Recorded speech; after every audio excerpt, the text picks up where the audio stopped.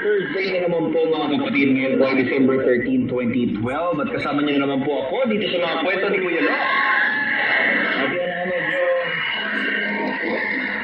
seryoso ang pag-uusapan natin ngayong araw na ito. Pero bago tayo magsimula, kamusta po kayo? Sana po kayo nasa mga mabuting kalagayan. Sana po kayo ay ready na sa darating na kapasuhan. Dahil nga po, anong petsa na ba? 12 araw na lang, Pasko na mga kapatid. Pasko na naman. Sabi na karamihan naman, lilipas din yan. Sa dali, huwag natin yung explore natin. Okay mga best friend, medyo mag-enjoy tayo ngayon ng konti. Pero mag-enjoy in terms of pag-uusapan natin ng ilang bahagi ng mga naganap kahapon. Dahil nga po isang, green issue ang naganap, sa ating kongreso kahapon. At dahil nga po, natapos na. Kanina naman nalingaran ng butuhan.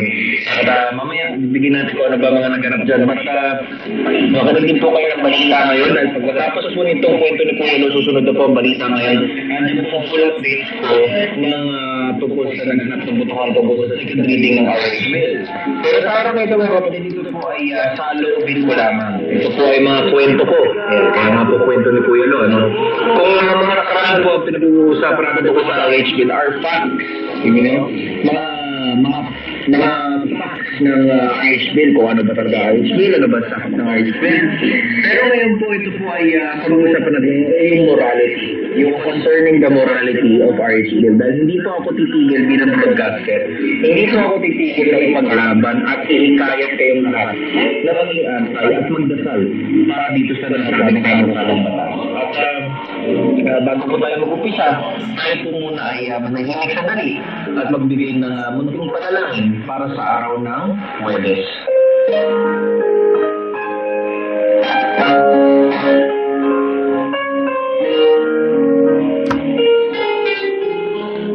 Panginoon, maraming salamat po sa inyong patuloy na pagsilang ng biyaya sa aming araw-araw. Panginoon, gawin po kami sa araw-araw na nagkaroon. Lord, we lift all up to you. Kung ano man po ang mga pagsubok na dumarating sa aming buhay, gabayan niyo po ang pamilya ng mga pamilyang Pilipino at ang mga kababayan namin OFWs na nakikipagsapalaran sa ibayang dagat. Lord, it's in your hands. Meron na po second reading, third reading, reading. Pero Lord, sakitin niyo po ang Pilipinas dito sa naturang panakalan ng batas na ito.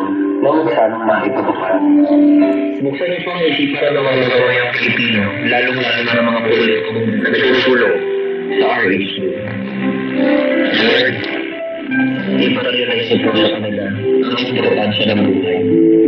Let us all realize na napakahalaga ng buhay na ipinapagawa sa atin ng ating Panginoon.